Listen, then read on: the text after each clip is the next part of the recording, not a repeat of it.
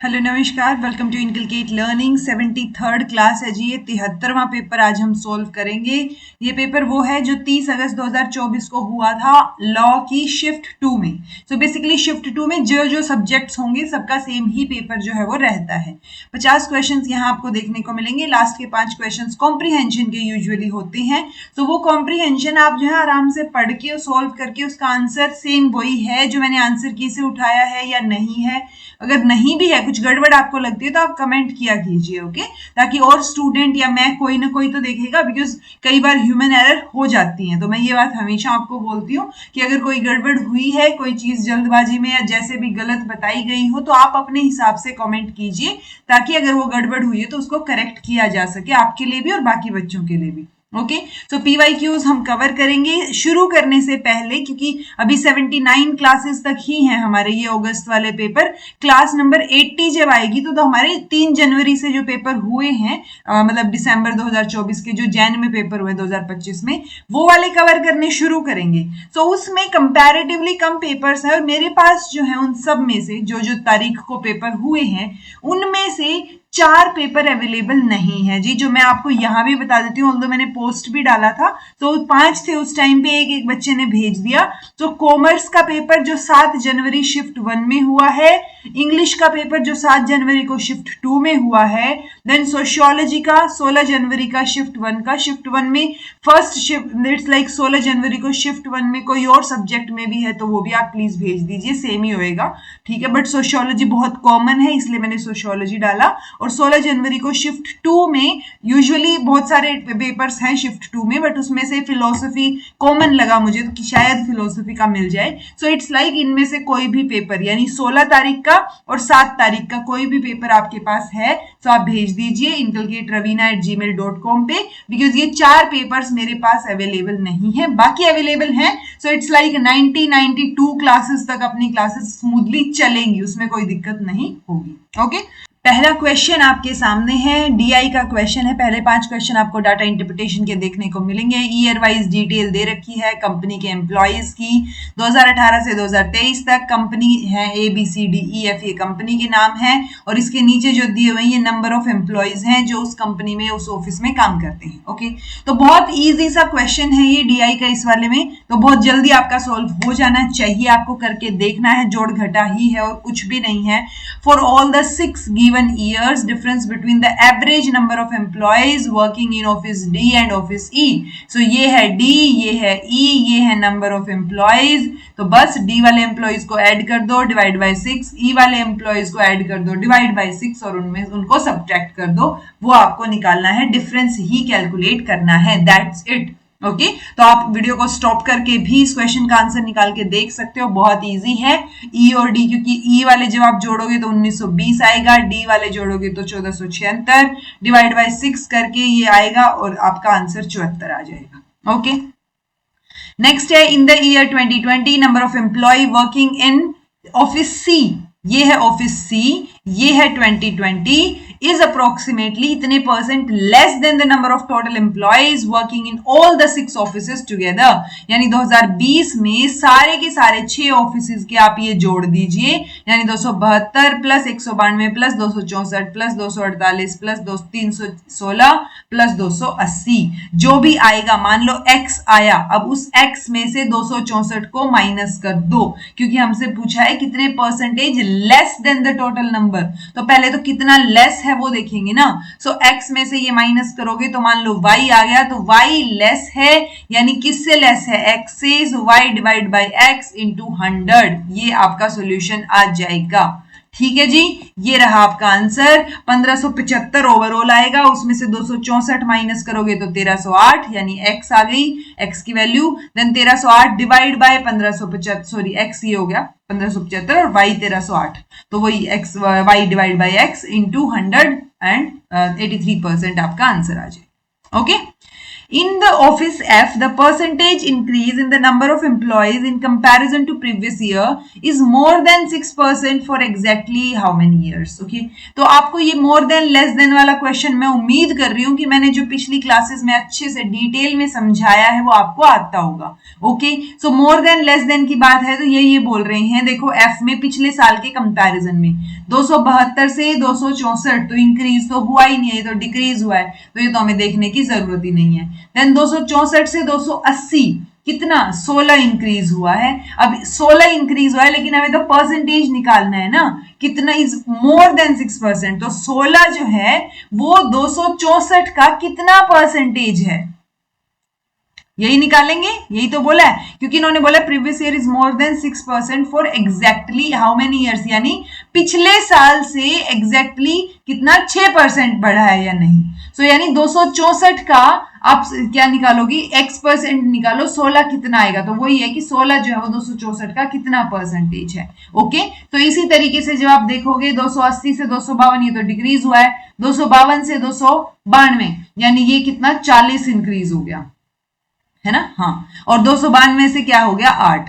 तो ये जो 8 है ना जी, देखो टोटल वैसे तो 3 ही साल में बढ़ोतरी हुई है, तो 4 तो आंसर आएगा ही नहीं. ठीक है, अब ये जो है 16 कितना परसेंट बन रहा है, 40 जो है वो कितना परसेंट है, और 8 जो है वो कितना परसेंट है. जब आप देखोगे तो जो ये 8 है ये नहीं आएगा, ये 6% से कम बैठेगा, जबकि 16 और आपका 40 जो है वो 6% से ज्यादा बैठेगा, तो आंसर आपका 2 आ जाएगा. यानी 2 साल ऐसे हैं जिसमें 6% से ज्यादा जो है इंक्रीमेंट हुआ है. ओके, सो ये आपका आंसर हो जाएगा second. In the years 2018-2019, ratio between number of employees working in all the 6 offices together. तो ये तो समझने में देर लगनी ही नहीं चाहिए. 2018 में और 2019 में, यानी 18 के सारे जोड़ दो, 19 के सारे जोड़ दो और 2018 डिवाइड बाय 19 कर दो, दैट्स इट.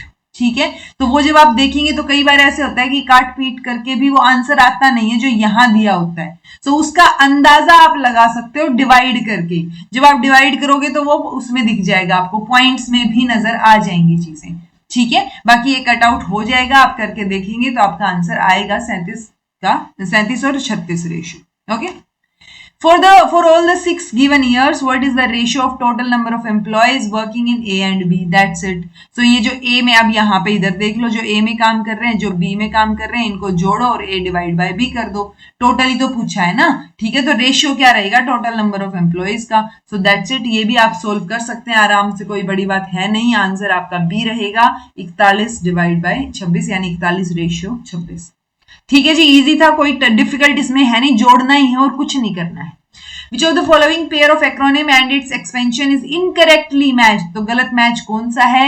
ये सारी की सारी जो मैचिंग है ये ऑलरेडी प्रीवियस ईयर में आई हुई है, अगर आप देखेंगे तो आपको लाइट एमिटिंग डायोड भी पता होगा, आपको जो है मोशन पिक्चर्स एक्सपर्ट ग्रुप भी पता होगा, पोर्टेबल डॉक्यूमेंट फॉर्मेट भी पता होगा, MIDI जो है वो गड़बड़ है जी, म्यूजिकल इंस्ट्रूमेंट डिजिटल इंटरचेंज नहीं आएगा. तो क्या आएगा ये आप मुझे बताइएगा कि ये म्यूजिकल इंस्ट्रूमेंट डिजिटल चेंज की बजाय इसकी फुल फॉर्म क्या रहेगी, बिकॉज ये क्वेश्चन डिक्टो पहले भी आया हुआ है. Okay, which of the following fallacious argument involve an unproven middle term, यानी मिडल टर्म जो है वो प्रूव नहीं की गई है. ठीक है, अनप्रूवन है.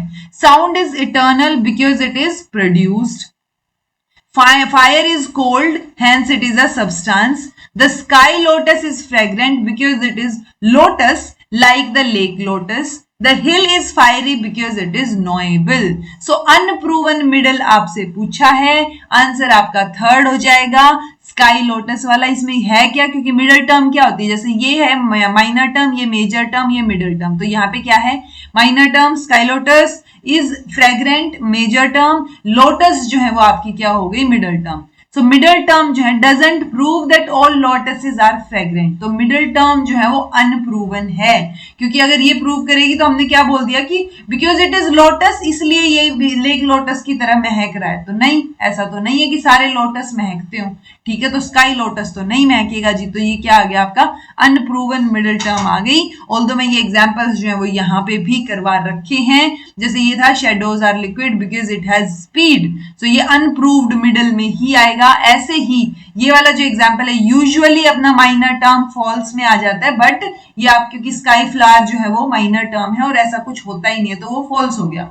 बट अब आप ये एग्जाम्पल यहां भी समझ सकते हो, याद रख सकते हो, ठीक है। It is because it is a lotus, तो नहीं, तो लोटस जो है वो हर एक लोटस नहीं महकता, तो ये जो है लोटस वाली चीज ये भी अनप्रूव्ड मिडल में आ सकती है।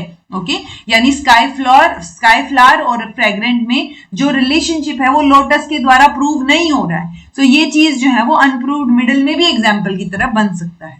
Okay, in self-directed learning, which of the following are the key features of self-directed students? तो self-directed students के लिए यहाँ पे आपसे पूछा है कि कौन कौन से key features रहेंगे। Definitely वो intrinsically motivated रहेंगे। They have the capacity to choose personal goals. Definitely self-directed, अगर A और B भी होता तो भी आपका आंसर ABCD आ गया, ठीक है। तो self discipline, self assessment ability, metacognitive skills, तो ये सारी चीजें जो है वो सेल्फ डायरेक्टेड स्टूडेंट्स में आपको नजर आएंगी। आंसर आपका ABCDE हो जाएगा, ठीक है जी। अरेंज द कोरिलेशन कोफिशिएंट, पर अब आपको कोरिलेशन कोफिशिएंट निकालना तो आए, कैलकुलेट करना, तो ये फॉर्मूला भी मैंने पहले करवा रखा है। कोवेरियंस एक्स वाई का divide by sigma X sigma Y, multiply कर दो इनको। सो ये चीज क्या है, ये फॉर्मूला है जो कोरिलेशन कोफिशिएंट आपका निकालेगा। यानी कि पहले आपको 18 divide by 4 name 36, 15 divide by 8 दूनी 16 24, 16 डिवाइड बाय 7 चौके 28, 21 डिवाइड बाय 5 6 की 30। पहले ये सोल्व करना पड़ेगा, उसको फिर आप इंक्रीजिंग ऑर्डर में लगाओ, ठीक है। तो एक बार रोक के वीडियो को लगा के देख लो, बहुत इजी सा फॉर्मूला है। आंसर आपका क्या हो जाएगा जी, फर्स्ट हो जाएगा ACBD, क्योंकि ए वाला जब सोल्व करोगे तो 0.5 आएगा, बी वाले में 0.0 डेसिमल 625, देन ये डेसिमल 571 और डेसिमल 7। ओके, सो ये फॉर्मूला है, नहीं लिखा है तो अपने शॉर्ट नोट्स में ऐड कर लो। Okay, as per the University Grant Commission Regulation 2018 on plagiarism से रिलेटेड कोई क्वेश्चन ना आए ऐसा होता नहीं है, बहुत रेयर होता है। तो प्लेगरिज्म आपको अच्छे से पता हो, मैंने VIP टॉपिक्स में भी प्लेगरिज्म का टॉपिक करवा रखा है। If a student submits a thesis with how much % similarity among the following, then a revised thesis must be submitted within 6 months. तो विद इन 6 मंथ, तो देखो 10 से नीचे तो क्या है अपना कोई पेनल्टी है ही नहीं, लेकिन 10 से 40 के बीच में यानी 11 से 40 तक अगर है तो वो आपको विद इन 6 मंथ सबमिट आप कर सकते हो, यानी आंसर आपका 13 रहेगा जी, ठीक है। आप लॉजिक भी लगा सकते हो कि 10 तक तो लेवल 0 होता है और उसमें कोई चीज है नहीं, 42 और 47 दोनों ही सेम है तो अबाउ 40 है, दोनों के दोनों 41 से 60% के बीच आ रहे हैं, तो ये सेम लेवल में, यानी ये तो आंसर दोनों इकट्ठा वैसे भी नहीं हो सकते, तो आंसर आपका एक ही बचा, आंसर 13 आएगा। Okay, in certain languages, then आपके कोडेड दे रखा है, बहुत इजी सा क्वेश्चन होता है ये भी। Sun rises in the east, तो ये कोड दे रखा है। मैंने आपको 1000 बार बोला है कि आप ये मत मान के चलिए कि जिस सीक्वेंस में आपको स्टेटमेंट दे रखी है वही इसकी कोडिंग है, यानी आप बोल दो कि सन मतलब ST, राइज मतलब SR, इन मतलब SI, द मतलब SH और ईस्ट को कोड कर दिया SS। तो देखो ऐसा हो सकता है, ऐसा भी, लेकिन वो कंक्लूजन निकालने के बाद वो तो बेटर है। ओके, अदरवाइज कंक्लूजन में कुछ गड़बड़ मिल गया, उल्टा सीधा मिल गया तो आपका क्वेश्चन गलत हो जाएगा। ओके, सो पॉसिबिलिटी है गलत होने की अगर आपने सीधा सीधा ऐसे ही मान लिया तो। ओके, तो ईस्ट और वेस्ट का आपसे पूछा है, तो देखो ये पहले वाली स्टेटमेंट में sun rises in the east, then आपका sun sets in the west, ठीक है। तो सेट और आपका वेस्ट ये तो अलग है, यानी ये राइज और ईस्ट दो कोड अलग मिलेंगे, सन का, इनका और द का कोड आपको सेम मिलेगा। योर हाउस फेसेस ईस्ट, यानी पहली और तीसरी स्टेटमेंट में जो भी कोडिंग सेम है वो ईस्ट की है, क्योंकि ईस्ट कॉमन है दोनों में। ओके, सो आप देखो SS जो है वो सेम है, यानी SS जो कोडिंग है वो ईस्ट के लिए है। जब आप ये वाली स्टेटमेंट और ये वेस्ट वाली स्टेटमेंट देखोगे तो इसमें आपको SU स्टेटमेंट से कोडिंग सेम नजर आएगी, यानी ईस्ट का मतलब है SS और SU का मतलब है वेस्ट, तो आंसर आपका थर्ड हो जाएगा। ओके, तो आपको ये 4 स्टेटमेंट इसीलिए दी गई है कि आप कंपेयर करो इनको। ओके, कंफ्यूजन ना क्रिएट करो कि आपको 2 दे रखी है वो उन्हीं में से देख के बता दिया। देखो सही है वैसे तो अगर आप ये भी लगाते तो कि सन का मतलब ST वाला, बट गलत भी हो सकता है उस केस में। Find out the chronological order British authorities persons जिन्होंने हायर एजुकेशन में इंटरेस्ट दिखाया। अगर आपको कुछ और ना भी याद हो तो भी थोड़ा थोड़ा तो याद होगा चीजें। 1904 की पॉलिसी थी, कर्जन की पॉलिसी, एक्ट भी आया था, यूनिवर्सिटी जो है कमीशन भी बिठाया गया था जिसको रेले कमीशन बोलते हैं, ठीक है। देन रिपन जो है कब था, हंटर कमीशन के टाइम पे था। कैनिंग जो है वो कब थे, ये 1857 की क्रांति हुई उस टाइम पे थे, यानी ये तब थे जब आपकी यूनिवर्सिटीज ओपन हुई। देन डलहौजी उससे जस्ट पहले थे, ओके। सो पहले Dalhousie, then Canning, then Lord Ripon and then Curzon. तो DCBA आपका आंसर हो जाएगा, ये क्रोनोलॉजी है इनकी, ओके। सो जो भी वैल्यूज या ये जो आपकी क्या ये बताती हूँ ना मैं, ईयर वगैरह एग्जैक्ट ना भी याद रहे तो थोड़ा आइडिया तो रखो कौन किसके बाद था, okay. Arrange the following in order of decreasing connotation, तो वही कंफ्यूजन नहीं क्रिएट करना है। कॉनोटेशन, डेनोटेशन, कॉनोटेशन में इंटेंशन देखते हैं, डेनोटेशन में एक्सटेंशन देखते हैं, if I am not wrong, okay. Connotation को डिक्रीजिंग डेनोटेशन और डेनोटेशन को डिक्रीजिंग कॉनोटेशन भी बोलते हैं। देखो ये बताया था आपको, if I am not wrong, ठीक है सही बताया। तो कॉनोटेशन मतलब इंटेंशन और डिक्रीजिंग डेनोटेशन बोल रहे हैं, डेनोटेशन को एक्सटेंशन और डिक्रीजिंग कॉनोटेशन बोल रहे हैं। एक्सटेंशन मतलब बढ़ने, छोटी चीज से लेके बड़ी तक जा रही हो, बट हमें तो डिक्रीजिंग कॉनोटेशन बताना है, तो ये क्या है, एक्सटेंशन है। यानी आप बिल्कुल स्मॉल से शुरू करोगे, चलो स्मॉल का नहीं पता लेकिन एक्सटेंडेड फॉर्म तो पता है, सारी चीजें ज्योमेट्री के अंडर ही तो आती हैं, तो सबसे लास्ट में तो ज्योमेट्री रहेगा, वहां से भी आपका आंसर सोल्व हो जाता, ठीक है। सो ज्योमेट्री उसके अंदर जो है, फिर हम पॉलीगन देखेंगे क्योंकि 5 है, 5 के नीचे 4 में रेक्टेंगल स्क्वायर दोनों आएंगे। सो ये पहले रेक्टेंगल एंड देन स्क्वायर।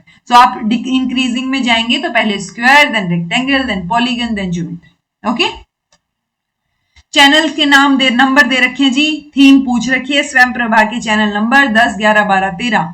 तो 10 वाला जो है वो तो ठीक है, अप्लाइड साइंसेस, लेकिन 11, 12, 13 वाले गलत हैं जी, क्योंकि जो दे रखे हैं वो 17, 16, 17, 17, 18, 19 के दे रखे हैं, ठीक है।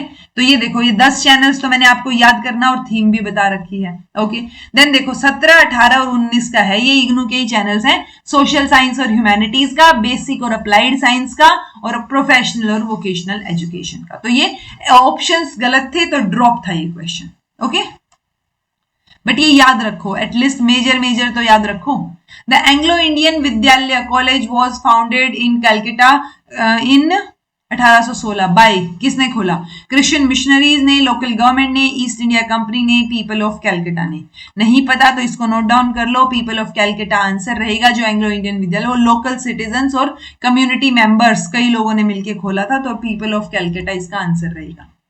देन है जी कॉमन सेंस वाला question, average of given data is less than the greatest observation, यानी जो एक्सट्रीम सबसे बड़ी है उससे तो कम रहेगा, और जो सबसे स्मॉलेस्ट ऑब्जर्वेशन है उससे बड़ा रहेगा एवरेज। ऑब्वियसली एवरेज स्मॉलेस्ट और लार्जेस्ट के बीच में ही तो होता है, ठीक है। सो ये स्टेटमेंट तो बिल्कुल ठीक है, ए वाली तो ठीक है। देन ए अगर ठीक है तो ए और सी ठीक है ऑटोमेटिकली। अब बी चेक कर लो, if the observation of given data are equal, यानी कि सभी ऑब्जर्वेशन मान लो 10 10 10 10 है, इक्वल है, then average of data may और may not be same as the observation.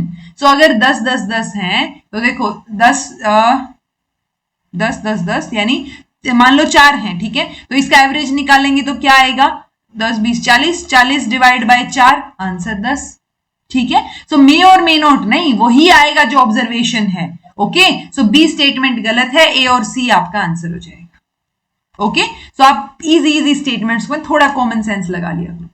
Internet portals work, तो ये भी कॉमन सेंस वाला, ये रटने वाला क्वेश्चन नहीं है, कोई नहीं रटवा सकता ऐसे क्वेश्चंस। इंटरनेट पोर्टल्स कैसे काम करते हैं, जैसे एक फोक एंटरटेनर करेगा, जैसे मैगजीन्स करती हैं विद लार्ज सर्कुलेशन, या सिमिलर टू टीवी नेटवर्क, या ये साइट की तरह काम करेगा जो नोटिफाइड कोर्स मटेरियल या साइट्स होती हैं बेसिकली, या यूजर के होम पेज की तरह। तो देखो बिल्कुल यूजर का होम पेज जैसे काम करता है वैसे इंटरनेट पोर्टल्स काम करते हैं। साइट वाला भी ठीक है, ये भी ठीक है, ये भी ठीक है। फोक एंटरटेनर वाला गलत है, बाकी ऑप्शंस ठीक है, answer B C D E हो जाएगा, ओके।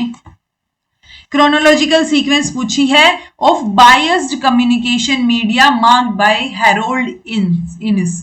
तो हैरोल्ड ने जो है वो टाइम बायस्ड और स्पेस बायस्ड कम्युनिकेशन की बात की है। नहीं पता तो नोट डाउन कर लो, ये दो तरीके की बायसनेस की बात की है। ओके, सो टाइम बायस्ड और स्पेस बायस्ड। सो अब ये बोल रहे हैं क्रोनोलॉजिकल ऑर्डर में बताओ। सो क्रोनोलॉजिकल में आप जब बात करोगे तो पाइपरस सबसे पहले होता था। ये वो पेपर वो होते हैं ना, पत्ते पे लिखते थे जो पहले, मोटे पत्ते या पत्थरों पे टाइप वाली सिचुएशन, तो ये वो होते थे। तो सबसे पुराना यही है। ओके, और सबसे नया जो है वो टीवी रहेगा। ठीक है, तो सबसे नया टीवी, सबसे पुराना ये। इसके बाद अपना जो है वो पेपर आया, पेपर के बाद न्यूज़पेपर आया और न्यूज़पेपर के बाद रेडियो आया। यानी CDEAB आपका आंसर हो जाएगा। ये है हैरोल्ड इनिस ने थियरी ऑफ कम्युनिकेशन मीडिया को टाइम बायस्ड और स्पेस बायस्ड में डिवाइड करती है। टाइम बायस्ड जो है वो ड्यूरेबल रहेंगी, लंबे टाइम तक आपको दिखेंगे, जैसे स्टोन पे लिखते थे या पत्तों पे लिखते थे। वाइल जो स्पेस बायस्ड मीडिया है वो आपको डिजाइन वो मतलब कितनी जल्दी आप बहुत सारे लोगों तक इंफॉर्मेशन पहुंचा सकते हो, वो स्पेस बायस्ड मीडिया में आ जाएगा। जैसे रेडियो हो गया, टीवी हो गया, न्यूज़पेपर हो गया, ये सारी चीजें। ओके, देन है जी अगेन, ये भी कोई रटने वाला क्वेश्चन नहीं है, कॉमन सेंस लगानी है। फ्रेम क्या होता है, फैंडम क्या होता है, फॉल्स कॉन्शियसनेस क्या होती है और जॉनर क्या होता है। ठीक है, social contract, a class of message that share distinct characteristic, तो यानी एक पर्टिकुलर जॉनर की बात हो रही है। ठीक है, believe that people are duped into blindly accepting the prevailing ideology, तो ये बिलीफ किस में, ये फॉल्स कॉन्शियसनेस में जाएगा। ठीक है, देन ये दो से ही वैसे आपका सोल्व हो जाता, 3 और 2 की अगर हम बात करेंगे, बट स्टिल फैंडम मतलब एक ऑर्गेनाइज्ड सब कल्चर है और फ्रेम मतलब सोशल कॉन्ट्रैक्ट है। ओके, आंसर 4th हो जाएगा जी। The numerator of a fraction is 4 less than its denominator. ये है न्यूमिनेटर, ये है डिनोमिनेटर। ये बोल रहा है न्यूमिनेटर है किसी फ्रैक्शन का वो 4 कम है डिनोमिनेटर से, यानी ये y-4 है एक तरीके से। ठीक है, if the numerator is decreased bye 2, अगर न्यूमिनेटर को मैं डिक्रीज कर दूं 2 से, यानी y-4 - 2, डिनोमिनेटर को इंक्रीज कर दूं 1 से y+1, तो डिनोमिनेटर जो है वो 8 टाइम्स हो जाएगा न्यूमिनेटर का, यानी ये x है तो ये 8x हो जाएगा। सो 1/8 आपको नजर आएगा। सो अब आप देख लो ऐसा किस में फिट बैठता है। तो आप कॉमन सेंस भी लगाओगे कि अगर मैं यहाँ पे 7 है, 7 और 2 नहीं, दोनों में क्या डिफरेंस, 4 का तो नहीं है, 5 का डिफरेंस है। यहाँ पे है 4 का डिफरेंस, यहाँ पे भी 4 का नहीं है, यहाँ भी नहीं है। 7 और 3 3/7 आएगा। अगर मैं इसको 2 से डिक्रीज कर दूं, यानी इसमें 3 में से 2 गया 1 और 7 को 1 प्लस कर दिया तो 1/8 आ जाएगा। 3/7 आपका आंसर आ जाएगा। ठीक है जी। The motivated forgetting of traumatic or other way threatening events is known as, तो जब आप जानबूझ के मोटिवेशन मतलब इट्स लाइक आप कोई ट्रॉमेटिक इवेंट अपनी मर्जी से भूलना चाह रहे हो, कोशिश कर रहे हो उसको भूलने की, so that is repression, proactive interference, retroactive interference या कंसोलिडेशन। कंसोलिडेशन होता है लंबे टाइम के लिए याद रखना, इकट्ठा करके रखना, जो हम मेमोरी कंसोलिडेशन में बात करते हैं। ये रिप्रेशन रहेगा जी, यानी आप उसको रिप्रेस करना चाह रहे हो, तो उस चीज को आप कॉन्शियसली रोकना चाह रहे हो कि याद ना आए आपको वो चीज। Which of the following are considered as air pollutants? Mist, soot, fog, then smoke, fly ash। तो ये सारे ही आंसर हैं, यहाँ पे ऐसा कोई आंसर है नहीं, तो ये ड्रॉप्ड था। Okay, nominal ordinal interval ratio, बहुत इजी सा क्वेश्चन है। वेट 0 हो सकता है किसी का, वेटलेस बोल देते हैं ना, जहां 0 एग्जिस्ट कर गई वो रेशियो में आ गया, इतना भी आपको आइडिया हो तो आंसर आ जाएगा। वीआईपी टॉपिक्स में आपको करवाया था, पेपर 2 के दौरान करवाया ये, बट मैंने आपकी क्लासेस में एड ऑन कर रखा है। अदरवाइज आप वीआईपी टॉपिक पेपर 2 के क्लासेस में जाके देख लो, बहुत डिटेल में करवाया था क्वेश्चन आंसर्स के साथ। ओके, तो ये आंसर आपका सेकंड रहेगा।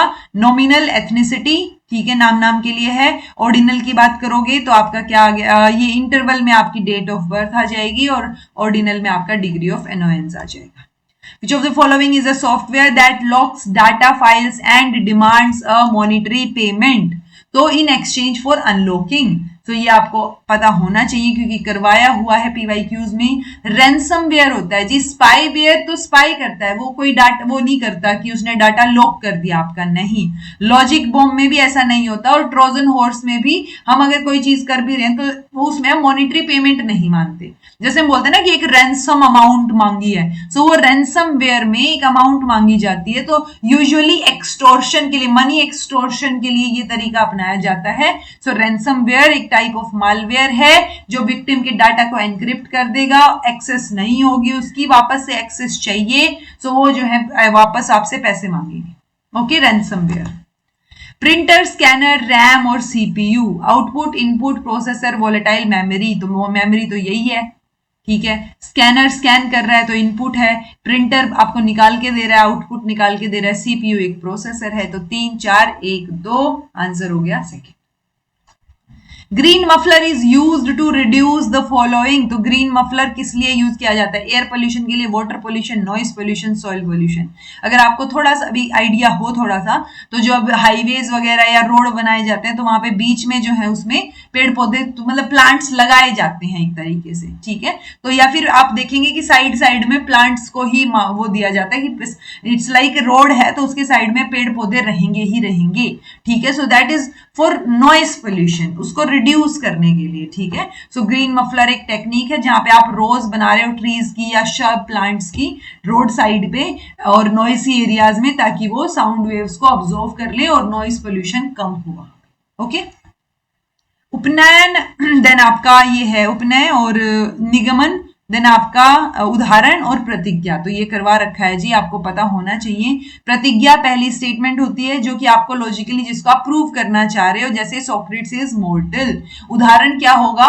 Whosoever is a human is a mortal as Pythagoras, यानी कि ये उदाहरण में चला जाएगा। निगमन की आप बात करेंगे तो वो देयरफॉर यानी कंक्लूजन वाली स्थिति में आप जब पहुंचते हैं तो वो देयरफॉर वाली स्टेटमेंट, और ये आपका क्या हो जाएगा? Socrates is a man invariably मॉर्टल, यानी जब आप एसोसिएट कर रहे हो इनवेरिएबल चीजों। ओके, सो 3 4 1 2, ठीक है, सेकंड ऑप्शन सही है, ये मैंने आपको करवा रखा है सिलोगिज्म में। देन ये प्रतिजना या प्रतिज्ञा भी बोल देते हैं इसको। So this hill has fire, तो ये वो लॉजिकल स्टेटमेंट होती है जिसको प्रूव करना है। लास्ट में देयरफॉर वाली में निगमन, यानी कि जो कि आप प्रूव कर चुके हो इसलिए, ठीक है। उदाहरण आपको बता ही रखा है। इनवेरिएबल वाली बात आएगी यानी एप्लीकेशन या एसोसिएशन, सो वो उपनयन हो जाएगा। एंड दैट्स इट, यही था।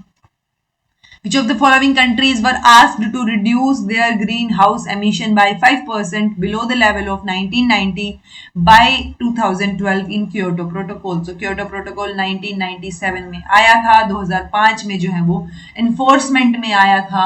ग्रीन हाउस गैसेज से रिलेटेड बात थी कि एमिशन कम करना है, सो एमिशन कम करना है तो उस टाइम पे डेवलप्ड कंट्रीज के ऊपर ये लगा था। सो इंडिया और चाइना उसके अंदर नहीं थे। ACD आपका आंसर हो जाएगा। तो ये देखो 37 इंडस्ट्रियलाइज्ड कंट्रीज के ऊपर था और यूरोपियन यूनियन के ऊपर था। तो ये मैंने आपको करवा रखा है, यही स्टेटमेंट सेम आपको वीआईपी टॉपिक्स में भी करवा रखी थी। Arrange the phases of inquiry based learning approach in a sequence from phase 1 to phase 5। तो आप पहले क्या करोगे? डिस्कशन, ओरिएंटेशन, कॉन्सेप्चुअलाइज, कंक्लूजन या इन्वेस्टिगेशन। तो देखो ओरिएंट करोगे कोई भी चीज को पहले, सो ओरिएंटेशन आएगी, उसको कॉन्सेप्चुअलाइज करोगे, देन कंक्लूजन निकलेगा, कंक्लूजन के बाद इन्वेस्टिगेट करोगे कि वो कंक्लूजन ठीक है या नहीं, और फिर डिस्कशन करोगे, या उल्टा बोल रही हूं मैं? उल्टा बोल रही हूँ, पहले इन्वेस्टिगेट करो देन कंक्लूजन निकलेगा, उसके बाद आप डिस्कस करोगे, है ना? हाँ, ई और डी आएगा, पहले इन्वेस्टिगेट देन कंक्लूजन। सो BCEDA यानी आपका आंसर थर्ड आ जाएगा। Okay, a researcher conducts a study on population and obtains some results. He now wants to generalize these results to a different population. तो इसके लिए उनकी जो मेजरमेंट है should show external validity, internal validity, convergent, divergent validity. तो जब generalisation की बात आती है तब आपको चिल्ला चिल्ला के बता रखा है कि एक्सटर्नल वैलिडिटी की हम बात करते हैं, इंटरनल नहीं होगी, और ये कन्वर्जेंट डाइवर्जेंट की तो बात ही नहीं होती जनरलाइजेशन के time.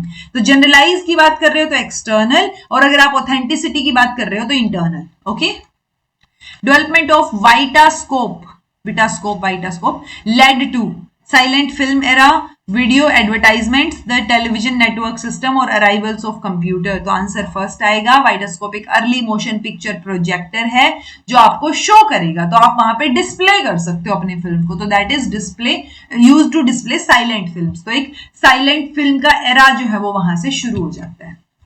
Book written by which of the following famous persons of Singh Sahab were taught in Sikh girl college. So आप अब तक ये क्वेश्चन नहीं आया था, नया है, आप नोट डाउन कर लीजिए। आंसर इसका क्या रहेगा जी? मई मई मई मई है ये, मई वीर सिंह। ठीक है, मई वीर सिंह और मोहन सिंह बेद। ओके, सो आंसर ए और डी रहेगा। तो ए और डी को आप जो है लिख लो, इसको नोट डाउन कर लो। Which one of the following personalities advocated Western education for Indians in early 19th century? Raja Ram Mohan Roy. Early की बात हो रही है, Lord Hardinge, Mahatma Gandhi, then आपका रविंद्रनाथ टैगोर। तो अर्ली 19th यानी 1800 में, स्टार्टिंग में 1869 में, यानी लेट हो गया ना एक तरीके से, मिड के बाद, तो लेट 90s में तो गांधी जी पैदा हुए थे और उसी के अराउंड जो है रविंद्रनाथ टैगोर का था। बट 1828 में आप याद करो कि ये सती प्रथा और विडो रीमैरिज और उन सब की बात हो रही थी ना, सो तब हम जो है वेस्टर्न एजुकेशन को सपोर्ट किया था राजा राम मोहन रॉय ने। तो उस टाइम पे अर्ली 19th की आप बात करोगे तो राजा राम मोहन रॉय ही एग्जिस्ट कर रहे थे। Okay, which of the following tools would be most effective for a teacher wanting to poll students in real time during an online lecture? So poll की बात हो रही है, तो अगर आप पोल की बात कर रहे हो, PYQs किए हुए, पोल एवरीवेयर ना आए तो मतलब ऐसे होता है ना, चुल्लू भर पानी में डूबने वाली सिचुएशन है कि यार ये कैसे गड़बड़ हो गया। पोल एवरीवेयर तो पता है ना, वो पता है तो ही आपका आंसर सोल्व हो गया, बाकी चीजों का पता करने की जरूरत ही नहीं है, क्योंकि पोल एवरीवेयर, मेंटीमीटर, ये दो चीजें तो फॉर श्योर करवा रखी है लर्निंग मैनेजमेंट सिस्टम बताते टाइम। ओके, तो अब बाकियों को आपको अब नोट डाउन कर सकते हो आप कि अच्छा ठीक है, स्ट्रॉ पोल, सर्वे मंकी, ये भी पोल वाले में आ जाएंगे, बट पोल एवरीवेयर तो था ना, तो आंसर आपका थर्ड हो जाएगा जी। If L M represents a number L in base M number, वही करेक्ट। डिसेंडिंग ऑर्डर आपको बताना है, ये कैलकुलेट करना आपको आना चाहिए, मैंने आपको 1000 बार बता रखा है। कैसे सोल्व करोगे एक करके बता देती हूँ, उसके बाद आप सोल्व कर लेना। 7 एकम 7, 8 9 10 11 12 5 7 तो 7 49, कितनी बच गई? 49 के बाद 4 बच गए रिमाइंडर। ठीक है, 7 दूनी 14, कितने बच गए? 15 16 17, 3 बच गया। ठीक है, दैट्स इट। सो 2 3 4 उल्टा लिख दो, तो ये जो है क्या रिप्रेजेंट करेगा डेसिमल नंबर में? 2 3 4 को। ऐसे ही आपको, जैसे ये 7 था तो यहाँ पे इसको 3 से डिवाइड करो, 6 से करो, इसको 5 से करो, और यहाँ पे पूरा पूरा जितना जा रहा है वो यहाँ करो, और बाकी रिमाइंडर जो शेष बचा है उसको साइड में लिख दो, और फिर नीचे से ऊपर की तरफ इसको मेंशन कर दो। ठीक है, सो ये आप करके देखना और मुझे बताना ये क्वेश्चन का आंसर आपका आया कि नहीं आया, ये सीक्वेंस आपकी रहेगी। Okay, A man sold an article at a profit of 6.5%. If he had sold the article for 1250 rupees more, he would have earned a profit of 10%. What is the cost price of the article? तो ये question जो है वो dropped था जी, क्योंकि ये question में वो आंसर है ही नहीं जो आंसर आना चाहिए। ये क्वेश्चन प्रीवियस ईयर्स में कई बार आया हुआ है कहीं ना कहीं, बट वहां पे 10 की जगह ये 19 था। ठीक है, तो ये 19% के हिसाब से तो इसका 10,000 आंसर आ जाता, बट ये 19 नहीं 10% है, तो इनमें से कोई भी आंसर इसके लिए सही नहीं है। मैं कि अगर आप x मान के कैलकुलेट करके देखोगे तो पॉइंट्स में जाके आई थिंक 35,000 के आसपास कुछ आंसर आ रहा था मेरा, तो आप भी करके देख सकते हो, बाकी माथा पच्ची करने की जरूरत है नहीं, इजी सा क्वेश्चन आता है ऐसा। ये गड़बड़ था तो ड्रॉप हो गया, अदरवाइज आप यहां से ही नंबर लेके चलो कि अच्छा ये मान लो कॉस्ट प्राइस है 6.5% जो है आर्टिकल इतने परसेंटेज प्रॉफिट पे बेचा, तो उस हिसाब से प्रॉफिट निकाल के देन 1250 उसमें ऐड करके, तो क्या इसका 10% या 19% जो भी है वो आ रहा है, तो वैसे सोल्व करने की कोशिश किया करो रिवर्स ऑर्डर में। Okay, Which of the following statements are true? So ये क्वेश्चन भी बहुत पुराना है, आया हुआ है प्रीवियस ईयर में। प्रपोजिशन और statements can be true and false. ठीक है, स्टेटमेंट या प्रपोजिशन ट्रू या फॉल्स हो सकती है, बट प्रपोजिशन वैलिड इनवैलिड नहीं होती। वैलिड इनवैलिड आर्ग्यूमेंट होता है, यानी बी नहीं आएगा और ए फॉर श्योर आएगा। तो ये देखो यहीं से सोल्व हो गया। ठीक है, ए और ई आपका आंसर आएगा। एक वैलिड आर्ग्यूमेंट अगर उसकी प्रेमाइसिस सही है तो कंक्लूजन गलत नहीं हो सकता। ये मैंने अभी प्रीवियस ईयर में पिछले 1-2 पेपर जो कराए उनमें भी बताई थी ये बात। ठीक है, अरे Either the people of the third world should be forcibly sterilized or the population of world will explode. We will all die and we definitely do not want to die. So we should forcibly sterilize the people of third world. यानी कि अगर sterilisation नहीं किया तो जो third world countries हैं उनके साथ साथ हम भी सब मर जाएंगे, वो पॉपुलेशन कंट्रोल में नहीं आएगी. इसलिए हमें पकड़ पकड़ के थर्ड वर्ल्ड कंट्रीज को उनके अंदर जो है स्टेरिलाइजेशन करना चाहिए. इट्स लाइक एक प्रॉब्लम है, ठीक है, प्रॉब्लम दिख रही है. तो ये देखो स्लिपरी स्लोप इसलिए नहीं है क्योंकि ये ऐसा नहीं है एक बात शुरू करके आप पीछे ही पड़ गए, उसके बहुत एक्सट्रीम तक चले गए. बात तो सही है कि अगर पॉपुलेशन जो है कंट्रोल नहीं की तो वो गड़बड़ है, बट इन्होंने क्या किया, फॉल्स डायकोटमी कर दी. यानी एक ही सॉल्यूशन है जैसे तो कि उनको पकड़ पकड़ के स्टेरिलाइजेशन करवाओ, अदरवाइज कोई सॉल्यूशन, दूसरा सॉल्यूशन ये देख ही नहीं रहे हैं. ठीक है, तो आंसर थर्ड रहेगा, फॉल्स डायकोटमी. यानी एक फॉल्स डिलेमा बनाने की कोशिश हो रही है, ईदर और की फैलेसी, यानी या तो ये या ये, ऐसे वाली सिचुएशन की, या तो मरो या उनको पकड़ के स्टेरिलाइज करवाओ. ओके, सो वो मिसलीडिंग और मैनिपुलेट करता हुआ आपको नजर आएगा ऑडियंस को, बट सिर्फ मतलब प्रॉब्लम जेन्युइन है बट चीजें सही नहीं है आगे जो आप रीजनिंग दे रहे हो. Okay, What is the correct sequence for risk assessment of environmental contaminant? तो risk assessment के लिए पहले आपको क्राइसिस तो देखना पड़ेगा, क्राइसिस को आइडेंटिफाई करो, यानी ये तो ठीक है. देन इन्होंने खुद बता दिया एक्सपोजर एनालिसिस कि कितना एक्सपोजर है उसको एनालाइज करो. देन डोज रिस्पॉन्स असेसमेंट देखो. अब रिस्क के सिम्टम देखोगे या असेसमेंट? पहले रिस्क के सिम्टम्स देख लो फिर असेस कर लेना उसको. ठीक है, कि क्या जो है उसका एरिया रहेगा रिस्क का. विच of the following has maximum biological oxygen demand? तो बीओडी सबसे ज्यादा कहाँ है? ड्रिंकिंग वाटर, ये तो साफ होता है. अनपॉल्यूटेड, पोल्यूशन नहीं है इसमें भी, तो ये भी कंपैरेटिवली साफ है. कंटामिनेटेड में बायोलॉजिकल ऑक्सीजन डिमांड रहेगी, बट जो म्यूनिसिपल कॉर्पोरेशन का सीवेज इफ्लुएंट है यानी सीवेज वाटर है, वहां पे सबसे ज्यादा जो है ऑक्सीजन की कमी आपको नजर आएगी, यानी उसकी बीओडी सबसे ज्यादा आपको देखने को मिलेगी. भरतमुनि, पतंजलि, वाग्भात और आपका ये ब्रह्मगुप्त. तो ये आपको नहीं पता तो इसको नोट डाउन कर लो, कहीं ना कहीं ये ऑप्शन आपको फिर से देखने को मिल जाएंगे और ये आपकी हेल्प कर देंगे, तो ये इंफॉर्मेशन नोट डाउन कर लेना. पतंजलि का यही रहेगा, ये क्या है, महामश्याय. ठीक है, महामश्या. देन आपका ये इसका वाग्भात का रहेगा अष्टांग संग्रह, यानी कि सी का फर्स्ट और बी का सेकेंड, ये तो दो में है. ठीक है, तो नाट्य शास्त्र भरत मुनि का है जी, नाट्य शास्त्र. आंसर आपका ए हो जाएगा. ब्रह्मगुप्त का ब्रह्म सपूत आपका प्रिंसिपल. ओके, तो इनको नोट डाउन कर लो.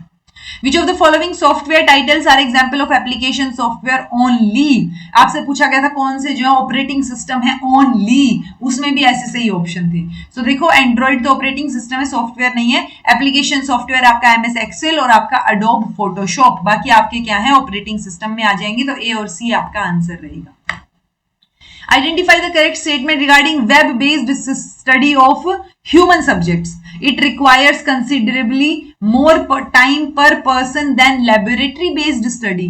नहीं, मोर टाइम पर पर्सन कैसे लगेगा, ये वेब बेस्ड है, ये तो कम और लगेगी, बल्कि भेज दिया सब फटाफट भेज देंगे गूगल फॉर्म भर के. Data collection occurs at the convenience of participant. Definitely जब उनके पास टाइम होगा तब भर देंगे वो गूगल फॉर्म जो मैंने भेजा है. डाटा कलेक्शन इज ऑटोमेटिक, ठीक है. That it can be conducted on participants who would have been out of reach. Definitely physical mode में आप नहीं जा सकते तो आप वेब पे भेज दो. सो बी सी डी आपका सही आंसर है, पहला गलत है जी. मिसिंग नंबर आपको निकालना है. मिसिंग नंबर आप जो है यूजुअली सेम दो चार पैटर्न होते हैं जो पूछे जाते हैं, तो वो पैटर्न तो आपको एटलीस्ट पता हूं. सो देखो 1 फिर ये आपका 7 25 61, तो ये आपका क्या रहेगा, ये n की क्यूब यानी 2 दूनी 4 दूनी 8 और उसमें से एक गया, यानी n की क्यूब माइनस n माइनस 1. ठीक है, सो मान लो n2 है, सो 2 की क्यूब माइनस 1 यानी 1 की क्यूब माइनस 0, 3 की क्यूब माइनस 2, 4 की क्यूब माइनस 3, 5 की क्यूब माइनस 4, 6 की क्यूब माइनस 5. ओके, तो 1 2 3 4 5 6 की क्यूब निकालो, 6 6 36 36 6 का, और उसमें से 5 माइनस कर दो, 211 आंसर आ जाएगा. ठीक है, 7 वाला करके देखोगे तो 337 आएगा.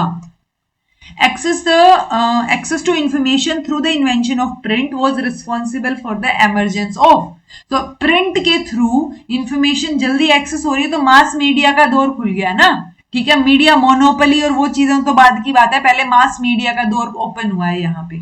ओके, देन है जी आपका कॉम्प्रिहेंशन, इसको पढ़िएगा, मैंने नहीं पढ़ के देखा है तो आपको पढ़ना है आंसर करके। जिनको कॉम्प्रिहेंशन में दिक्कत आती है या प्रैक्टिस नहीं कर पा रहे हैं या जिनको कॉम्प्रिहेंशन में 1-2 क्वेश्चन गलत होते हैं वो श्योरली इसको चेक करें। कॉम्प्रिहेंशन पढ़ो, क्वेश्चन देखो, आंसर मैच करो, हो रहा है कि नहीं हो रहा है। ओके, अगर नहीं हो रहा और आपने अच्छे से पढ़ा है और जेन्युइनली 2-3 बार पढ़ के भी देख लिया और आंसर गलत लग रहा है आपको तो आप कमेंट करके बताना। Okay, then 47th question, again paragraph पढ़ो, क्वेश्चन पढ़ो, आंसर देखो, 4th आंसर।